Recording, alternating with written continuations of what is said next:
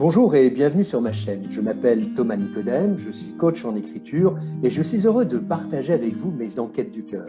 Nous avons tous entendu dire qu'il fallait écouter son cœur, communiquer avec lui, lui demander de nous souffler des intuitions profondes. Ok, tout ça c'est bien joli, cependant, comment fait-on concrètement? Ça parle comment un cœur?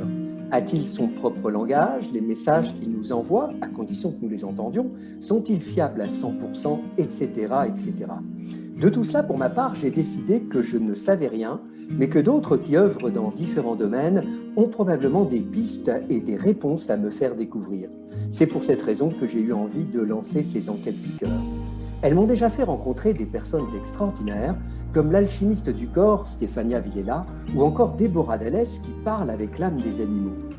Mon invité aujourd'hui est un éveilleur de conscience et de talent. Il a grandi à Liège, a d'abord fait carrière dans les assurances-vie, un monde impitoyable et commercial où il a découvert aussi l'univers du développement personnel. Laissant cette expérience derrière lui, sans pour autant la renier, il a décidé de faire le grand saut, de devenir coach de vie et conférencier. Sa chaîne YouTube et les interviews qu'il réalise sont aujourd'hui suivies par des dizaines de milliers d'internautes. Fondateur il y a 4 ans de l'école de coaching de l'âme et du cœur, il a déjà accompagné plus d'une centaine de femmes et d'hommes qui ont découvert sous son impulsion leur talent et en quoi ils étaient uniques. Depuis la même époque, il a décidé de parcourir le monde. Travailleur nomade, il a d'abord jeté l'ancre dans le sud du Portugal. En décembre dernier, il est parti pour le Costa Rica et le voici à présent en Californie. Au gré des messages de son cœur et des rencontres, tel un pionnier de l'Ouest ou un chercheur d'or, il parcourt cette région, l'observe en évitant les jugements et les étiquettes. Depuis quelques jours, il est à Ojai, à 120 km au nord-ouest de Los Angeles. Ojai, un lieu mythique où séjournait autrefois, très régulièrement, le célèbre philosophe indien Jiddu Krishnamurti. Bonjour André Roberti. Bonjour Thomas, excuse-moi, je suis ému. Je ne suis jamais décrit avec autant de précision que ce que tu viens de faire, mais en même temps, on se connaît bien tous les deux parce que, les amis, si vous nous écoutez, Thomas, c'est mon coach en écriture, donc il connaît un bout de ma vie. Quand on vit sa propre vie, on a un peu le nez dans le guidon et on ne se rend pas bien compte de tout ce qu'on peut faire, accomplir. Et là, le fait que tu donnes autant de précision, je sais pas, je me sens touché, je me dis, oh, j'ai quand même fait du chemin. Bienvenue en tout cas dans les enquêtes du cœur. C'est vraiment une très grande émotion pour moi de t'interviewer en direct d'Oraï. Krishnamurti est le point de départ du chemin philosophique et spirituel que j'ai entrepris depuis 2 ans. Il est aussi au centre de mon dernier roman, Tungabhadra, la pierre de l'éveil. J'ai envie, André, de te poser une première question. Pourquoi Oraï et pourquoi maintenant? C'est une super question, Thomas. J'ai fait des rencontres ici aux États-Unis et une de ces rencontres m'a dit, tu devrais aller à Joshua Tree. C'est un désert qui se trouve dans le pays, en fait, entre Los Angeles et Las Vegas. Mais c'est toujours en Californie, c'est un désert qui est en fait un vortex énergétique. Et je me suis dit, waouh, ça me parle, j'ai envie d'aller là. J'adore ce genre d'endroits qui ont des énergies très élevées, des fréquences énergétiques très élevées. Et je suis allé dans ce désert, j'avais loué un Airbnb. Et le dernier jour où j'y étais, en arrivant, après avoir fait mon après-midi de découverte, de marche et de visite dans ce désert, je vois un petit post-it sur ma porte euh, qui me dit bien gentiment, si vous le désirez, vous pouvez nous joindre ce soir pour boire un verre aux alentours de 5h05. Et c'est signé Becky et Charlie. Et je peux imaginer qu'il s'agit des voisins qui ont un autre Airbnb juste à côté de moi, que j'avais croisé le matin, chacun dans nos voitures respectives pour aller faire notre journée de visite. Et, euh, et je vais frapper à leur porte et on fait connaissance. Il se trouve qu'ils ont plus ou moins l'âge de mes parents. On fait connaissance, on se raconte nos vies pendant 1 heure, ce qui nous amène ici. Et ils comprennent mon intérêt pour des lieux à fréquence énergétique élevée. Et ils me disent, avec un enthousiasme débordant, mais vous devez aller à Ojai. Ojai, c'est un lieu merveilleux qui a une belle fréquence énergétique, Krishnamurti y a vécu pendant 60 ans et il commence à vraiment me... Et quand il me dit ça, je sens que mon corps à l'intérieur fait oui, oui, oui, il faut que tu y ailles, en fait. Et, et donc voilà ce qui m'a amené ici. Et en effet, c'est un lieu d'une beauté, d'une quiétude, c'est un lieu très spirituel, très beau, très doux. Donc voilà ce qui m'a amené ici, Thomas.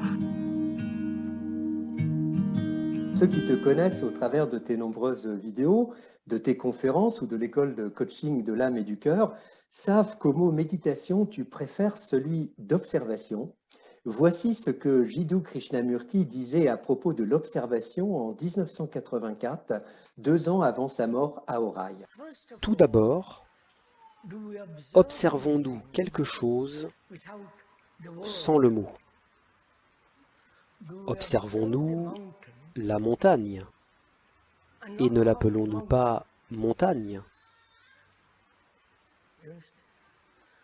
Observons-nous la lumière du soir sur le nuage avec sa couleur la plus extraordinaire, sa beauté est quelque chose d'immense. Pouvons-nous regarder ces nuages et la montagne sans utiliser un seul mot? C'est-à-dire, pouvons-nous regarder quoi que ce soit objectivement? Les arbres, la nature, les eaux, le ciel et l'étoile du soir, et le silence du matin? Ce monde extraordinaire dans lequel nous vivons, le monde naturel. Pouvons-nous regarder quoi que ce soit sans un seul mot? Et pour le découvrir, nous devons entrer dans la question pourquoi le cerveau est pris dans un réseau de mots. Pouvons-nous regarder quoi que ce soit, y compris ma femme, mon mari, ma fille, les politiciens, les divers gourous et les prêtres, et tout le cirque qui se déroule au nom de la religion? Pouvons-nous d'abord regarder tout cela sans réaction? Alors, découvrons si nous pouvons regarder tout cela sans que le réseau de mots interfère avec notre observation. Avez-vous déjà essayé cela?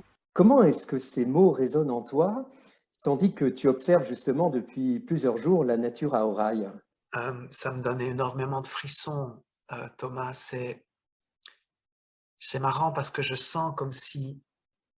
Parce que j'ai été visiter son lieu hier, il y a 3 jours, et du coup, je me suis un peu familiarisé avec sa vie, dont je ne connaissais pas le parcours, même avec ses enseignements que je ne connaissais pas. Et à chaque fois que je lis ces mots, je me dis, mais c'est un frère! C'est un frère, ce Krishnamurti, en fait. J'ai l'impression qu'on vient de la même planète, et donc d'entendre ces mots, ça me donne des frissons partout. Je suis 100% d'accord. C'est tout un art, c'est tout un trajet de vie de pouvoir apprendre à observer et se détacher du jugement dans lequel on est conditionné à réfléchir, et d'apprendre à observer vraiment d'une façon pure, sans jugement. Et c'est ce qu'il dit à travers son discours ici. Et ça me parle tellement parce que dans ce niveau d'observation, c'est une observation qui connecte au divin. Il y a quelque chose ici qui est particulier à Ohio, c'est que beaucoup de sites internet en parlent, et puis j'ai pu en faire l'expérience en vrai. C'est qu'en fait, au moment du coucher du soleil, il y a une couleur rose qui vient se déposer dans la vallée. C'est d'une pureté, c'est d'une beauté tellement extraordinaire qu'en fait, dans l'observation de chacun des instants qui est autour de nous, à travers la nature, c'est comme se déposer dans le divin. Et plus on fait ça sans aucun jugement, sans même mettre de mots, comme il l'explique très bien, plus on se connecte au divin qui se manifeste tout autour de nous, plus ça nous permet de nous connecter au divin en nous et au divin dans chaque personne qu'on peut rencontrer autour de nous. Et du coup, on est dans un processus de non-jugement qui permet une rencontre magnifique, en fait, vraiment. j'aime les mots qu'il a utilisés en parlant de cirque dans lequel on peut être avec chacun qui joue un rôle, et comment est-ce qu'on peut observer ça sans réaction. Et du coup, le fait d'être sans réaction, on arrête de filtrer la vie avec nos émotions, parce qu'on a tendance à filtrer tout en lien avec les émotions dans lesquelles on est quand on filtre les choses. Et donc, on donne une place à l'émotion qui est beaucoup trop importante. Et quand on arrive à mettre ça de côté, c'est comme si on était connecté beaucoup plus avec la nature qui nous entoure et donc avec notre propre nature intérieure, qui est celle d'être un être lumineux et avec une potentialité au-delà de toute mesure. J'ai aussi lu un texte qu'il a écrit quand il était relativement jeune, où il explique le rôle qu'il se sent missionné d'être dans cette incarnation et son amour profond pour aider les gens à se libérer de tout conditionnement, de toute croyance, pour finalement se connecter à leur propre nature. Et donc je crois que par l'observation, et c'est marrant que tu mettes cet extrait-là parce que Thomas, tu connais mon parcours et tu connais le rôle que la vie m'a donné, qui est celui d'être un observateur, dans le sens où j'ai été tellement handicapé par une timidité maladive pendant une grosse partie de ma vie, que finalement, cet handicap m'a fait découvrir un talent, nourrir un talent qui est celui d'observer. Puisque je n'arrivais pas à parler avec les autres, je me suis mis dans une posture plus d'observateur, d'abord avec beaucoup de jugement, et puis au fur et à mesure de la vie, avec de plus en plus d'amour. Donc oui, ça me parle carrément ce que tu as passé là. Quand est-ce que tu as eu l'impression justement de passer de l'observateur à l'observateur spectateur engagé? J'en ai strictement aucune idée, Thomas. Ce que je peux dire, c'est que plus les années passent, plus les semaines passent, plus les mois passent, plus moi je me trouve aussi à l'intérieur. J'apprends à me connaître, j'apprends à avoir un équilibre toujours plus aiguisé. J'apprends aussi à me poser dans des endroits qui m'appellent profondément. Parfois, comme tout le monde, on peut être dans des vies, dans des activités, dans des endroits qui ne sont plus ceux qui nourrissent notre âme, en fait. Et plus je suis à l'écoute de ça, plus je suis dans un lâcher-prise dans ma propre vie, plus je suis en observation de mon mental et de ma propre vie, plus j'arrive à l'être sans aucun jugement vis-à-vis de celle des autres. Tu vois ce que je veux dire? C'est plus un processus que vraiment un moment en particulier. Observer, mettre les mots de côté, un mot qu'on pourrait d'ailleurs écrire de deux manières. Est-ce que c'est une pratique pour écouter son cœur? Oh oui.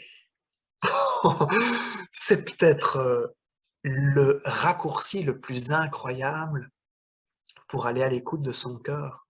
Parce qu'en fait, on est tous dans des mouvements, des pensées inconscientes et conditionnées, en fait, par notre histoire de vie, par tout ce qui peut nous impacter au quotidien, par la publicité, par ce que les autres pourraient penser.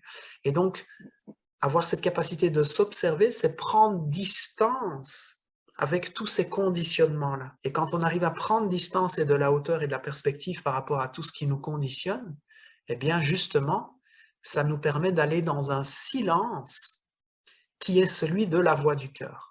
Où est-ce que notre cœur a envie de nous amener aujourd'hui ou demain? Si je ne fais pas ce silence intérieur qui est généré par cette capacité d'observation, de prise de distance, je vais continuer à prendre des décisions où je ne suis pas en train de penser ces décisions. Ce sont ces décisions qui me pensent.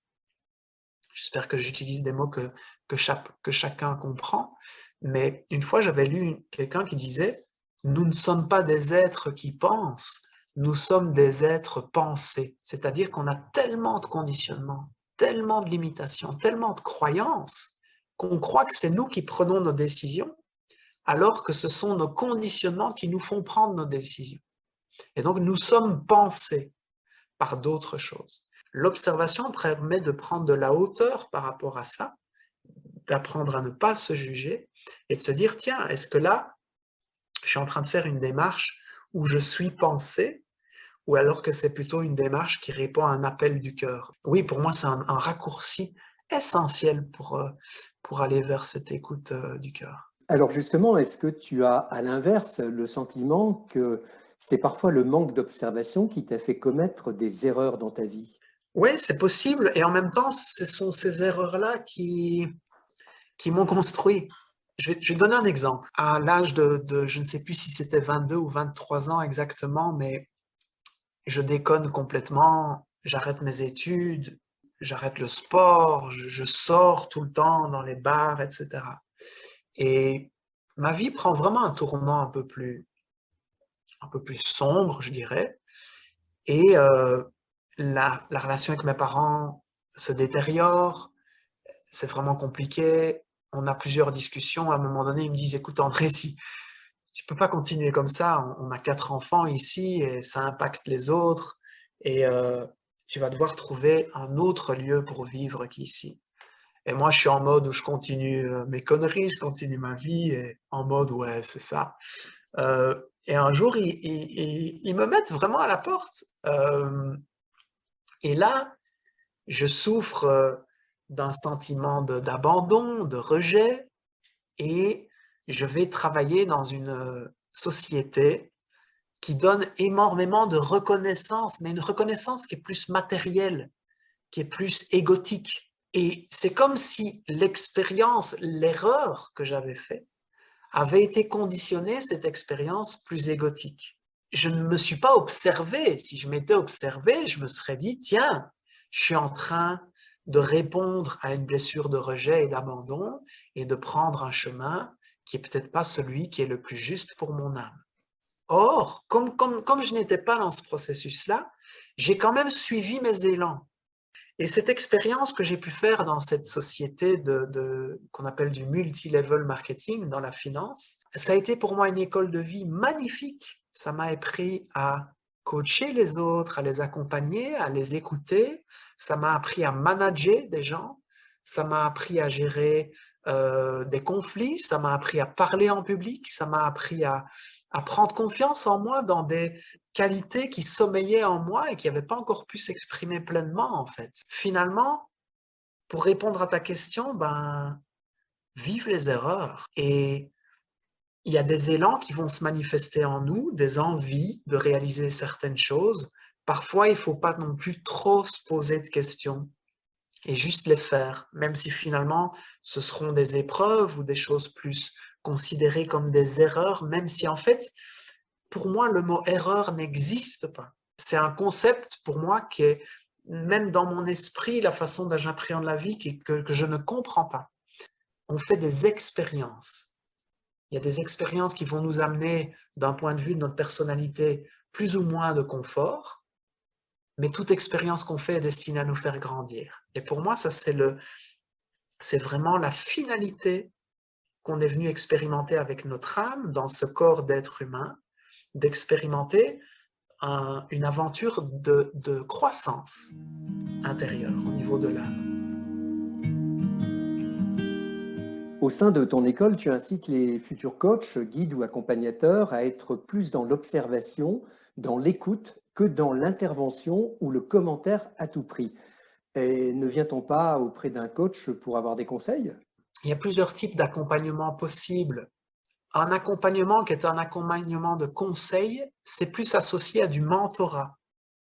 Tu vois, donc c'est quand des personnes ont fait un certain parcours de vie et donc sont sollicitées par d'autres qui aspirent au même parcours et qui se font mentorer sur les décisions qu'ils prennent, les choses, les obstacles qu'ils rencontrent, etc.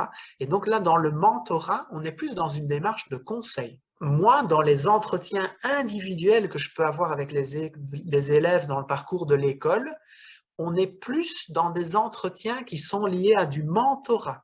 Dans le coaching, dans l'accompagnement, on va plus être dans une démarche de faire émerger, c'est une approche qui est très socratique finalement, de faire émerger chez l'autre tout le potentiel qui est en lui. Et donc, quand on se connecte à tout son potentiel intérieur, il a les réponses dans son cœur et son âme que son mental se pose. Et donc, l'idée, c'est d'être un peu comme un guide, un accompagnant, à aller trouver, se connecter à ce terreau de réponse qui est en lui. Le coach, c'est aussi celui qui donne des outils à un sportif pour mieux supplanter ses adversaires ou aide un cadre à être plus compétitif dans une entreprise.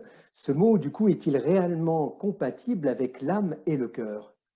J'ai une approche qui est tellement atypique, dans le sens où je pars du principe où on a tous des dons. Le divin nous a tous dotés de talents extraordinaires, en fait. Et au-delà d'outils ou de conseils, moi, ce qui m'intéresse, c'est d'aller connecter chacun avec cette source lumineuse et divine qui est à l'intérieur de nous et qui se manifeste par nos dons, par nos talents naturels. Et en se connectant à ça, du coup, on peut les donner aux autres, les mettre au service des autres. Et du coup, moi, j'ai une approche qui est plus celle-là que celle d'aller supplémenter des adversaires ou, ou donner des techniques, ou parce qu'on est chacun différent. On a chacun une couleur différente. L'approche que j'utilise n'est pas forcément une approche de technique ou de mettre quelqu'un dans une case en particulier parce qu'il est ce chiffre-là ou ce profil-là ou cette case-là, je vais l'accompagner avec telle technique. Pour moi, ça ne me parle pas trop. Je suis assez loin de tout ça. Je peux comprendre qu'il y a des personnes qui résonnent avec ça et que ça puisse aider dans des étapes dans lesquelles ils se trouvent dans leur vie, mais ce n'est pas du tout comme ça que je vois ma façon d'accompagner les autres ou de former d'autres personnes à cette magnifique pratique de vie et pratique professionnelle. Si tu étais aujourd'hui le coach de vie ou le mentor d'André Roberti, quelles questions aurais-tu envie de lui poser et quels conseils lui donnerais-tu? Ah je dirais, mais mon gars, pète un coup, quoi. Encore plus. Excusez-moi pour le terme que j'utilise, mais arrête de te prendre la tête, André, sur des choses que tu ne maîtrises pas. Je suis dans je dirais, un stade dans ma vie où je vais toujours de plus en plus vers le lâcher-prise, vers l'ouverture à l'inconnu, vers cette connexion au divin. Mais je sens aussi dans ma façon de m'observer que je peux parfois être dans des réactions liées à des peurs ou des doutes ou des incertitudes où mon mental peut se manifester. Et donc, je me dirais certainement, mais André, lâche encore plus prise, kiffe encore plus cette vie magnifique que tu peux mener. Sois fier de tout ce que tu as accompli jusqu'à présent. Laisse-toi encore plus traverser par tout ce qu'on t'envoie et avance avec encore plus de sourire à l'extérieur et à l'intérieur de toi. Tu vis aux États-Unis depuis maintenant près d'un mois. Qu'est-ce que tu y observes principalement? J'y observe en fait plein de choses. On pourrait faire une interview d'une journée là-dessus, mais principalement, je peux y observer que moi, je suis venu ici avec des conditionnements, avec des pensées en me disant, tiens, en Amérique, ils mangent plutôt mal, ou ils sont pas très malins, ou ils sont pas très respectueux des autres, ou de la nature, et je remarque en fait, mon expérience me fait vivre complètement l'inverse en fait. Vraiment, il y a une nature ici qui est d'une beauté tellement extraordinaire. Tu fais 50 kilomètres à gauche, tu as un désert. Tu fais 50 kilomètres à droite, tu as des forêts avec des chênes millénaires. Tu fais 50 kilomètres en bas, tu as un océan où tu peux voir des baleines de la côte, quoi. C'est un environnement d'une nature exceptionnelle et je vois des gens qui vivent ici, qui sont très fiers et très respectueux de leur environnement, hyper respectueux. Donc il y a vraiment toute une organisation autour de la nature qui est très très respectueuse, que j'aime beaucoup. Bon, maintenant je suis en Californie, tous les États ne sont pas les mêmes. Chaque État est comme un pays, et même chaque ville dans un État est comme un pays, avec des mentalités très différentes. Donc je suis très surpris par rapport à ça. Il y a quelque chose qui me surprend aussi, c'est à quel point les personnes qui vivent ici sont dans des modes où ils ont une valeur de liberté qui est très haute. Et donc, le regard des autres, on a un lien complètement différent en Europe par rapport au regard des autres. Ici, la plupart des gens, il y en a, ils viennent ils vont faire leurs courses ou ils vont assister à un match de basket avec une chaussure rouge et une chaussure verte, avec une partie de leur chevelure qui est longue, une partie qui est courte, avec habillé tout en mauve électrique du bas en haut, avec une voiture avec des logos partout en disant qu'il faut croire en Jésus parce que ça les a sauvés. C'est très... Chacun vient comme il est, en fait. Vraiment comme il est. Et pour moi, c'est très inspirant pour me sentir moi-même encore plus libre dans ma vie, à être encore plus comme je suis, avec toutes mes parts, en fait. Et ça, pour moi, c'est un véritable enseignement ici. Les États-Unis, c'est aussi le pays des grands orateurs, hein, très médiatiques dans le domaine du développement personnel, spirituel ou religieux. Certains d'entre eux, malgré la très grande qualité de leurs enseignements, ont parfois du mal à garder la tête sur les épaules. On pense en particulier à certaines affaires de mœurs. À l'inverse, Krishnamurti n'a jamais accepté d'autre titre que celui d'orateur. Il a refusé d'embrasser la carrière de messie que les théosophes ont voulu lui offrir dès l'adolescence. Il n'a pas voulu être un gourou, ni avoir des disciples, ni posséder quoi que ce soit.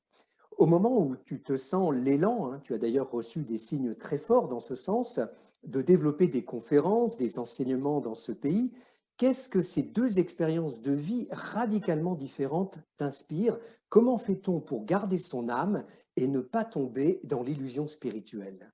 C'est une belle question, Thomas.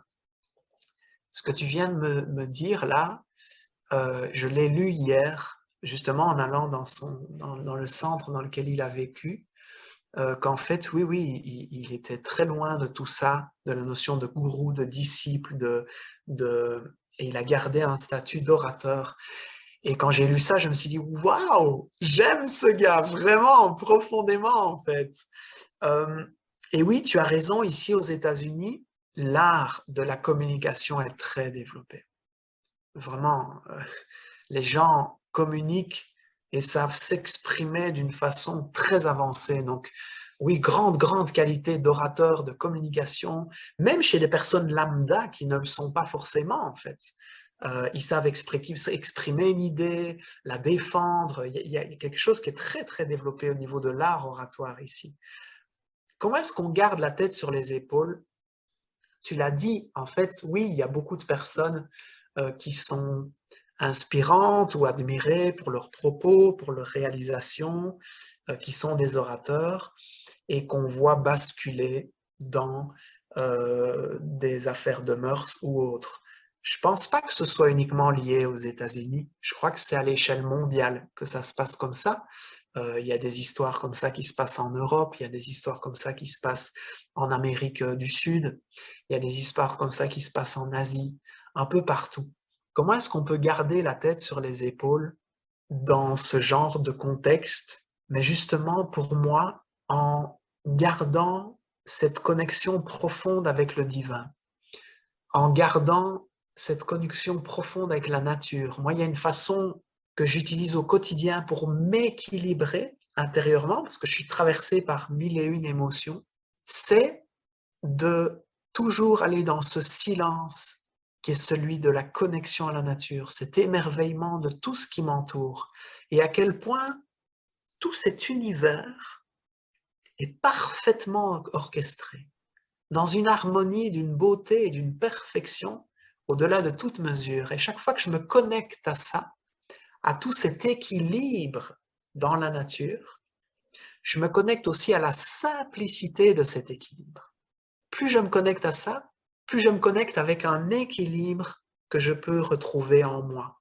Je pense que continuer à écouter son âme quand on a plein de sollicitations ou qu'on peut avoir plus de succès ou des ambitions sur des choses qu'on veut réaliser, eh bien, c'est important d'avoir l'une ou l'autre pratique qui ne sont pas dans une rigueur de discipline carrée, mais plutôt dans une rigueur douce, où on peut justement garder une connexion avec cet équilibre qu'on peut voir à l'extérieur et qui va nous influencer et nous inspirer à l'intérieur. Pour moi, c'est très important. C'est pour ça que je voyage autant. C'est pour ça que je vais toujours aller dans des lieux qui m'amènent cet ancrage et cet équilibre intérieur. Tu as passé plusieurs années au Portugal, pays depuis lequel tu as développé ton école et consolidé ses fondations. Quels enseignements ton cœur a-t-il tiré de cette expérience? Pour moi, le Portugal, c'est la douceur de vivre. J'habitais au Portugal en Algarve, donc vraiment dans le sud du Portugal, qui est une région qui est très connectée à la nature, avec des falaises orangées, magnifiques le long de l'océan. Et pour moi, c'est ça que je retiens au Portugal. C'est une terre qui m'a profondément connecté à la nature, qui m'a profondément connecté à l'océan. J'ai découvert dans mon parcours personnel que dans une eau qui bouge, je parle de l'océan ou de la rivière ou de la mer, ou une eau qui est en mouvement, donc je ne parle pas d'une douche ou de quoi que ce soit, le fait d'aller dans l'océan était aussi pour moi extrêmement puissant au niveau du développement personnel, dans le sens où ça me permettait de me nettoyer énergétiquement très fréquemment. Et donc, plus j'étais nettoyé d'accompagnement que je pouvais faire, d'émotions que je vivais, de tout ça, plus je me nettoyais aussi au niveau de toute une série de conditionnements dans lesquels on est tous, hein, encore maintenant. Je peux être dans des conditionnements inconscients. Et donc, plus on se nettoie de tout ce qui nous conditionne, plus on peut laisser une ouverture à quelque chose de lumineux en soi, à l'âme qui veut s'exprimer. Donc, le Portugal m'a amené dans une grande connexion avec la nature, dans une magnifique douceur de vivre, qui a permis aussi à un grand silence intérieur de se manifester pour faire émerger ces idées comme celle de l'école que tu as mentionnée. Alors, nous arrivons au terme de ce podcast. J'aimerais te poser une dernière question. Si tu avais eu l'occasion de rencontrer Jiddu Krishnamurti, ou si tu le croisais sur un chemin à Ojai, puisque le temps n'existe pas, quelle question aurais-tu envie de lui poser? Oh, ben je crois que c'est pas une question, c'est une connexion dans le silence que j'aurais voulu avoir. Tu vois, dans la rencontre avec lui, c'est lui dire, allons s'asseoir ensemble autour de cet arbre auquel tu vas t'asseoir tous les jours et restons posés en silence l'un à côté de l'autre et observons ensemble. C'est pas forcément une question que j'aurais voulu poser, c'est plutôt vivre cette expérience d'observation avec lui. Maintenant, si je dois vraiment répondre à ta question, moi, c'est des questions au niveau de sa capacité de l'art oratoire, en fait. Comment communiquer, comment partager des idées, comment améliorer cet art auquel je peux toucher. Un très très grand merci, André.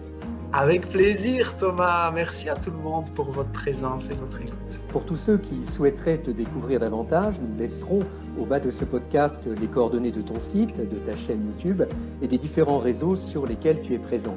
Il me reste à vous remercier de votre attention. Je vous invite vraiment à nous ouvrir votre cœur en nous écrivant en commentaire ce que vous ont inspiré nos deux invités du jour, à savoir André Roberti et Jiddu Krishnamurti. Selon la formule consacrée, n'hésitez pas à partager ce podcast, le liker et à vous abonner à cette chaîne pour découvrir rapidement notre prochain invité. À très bientôt.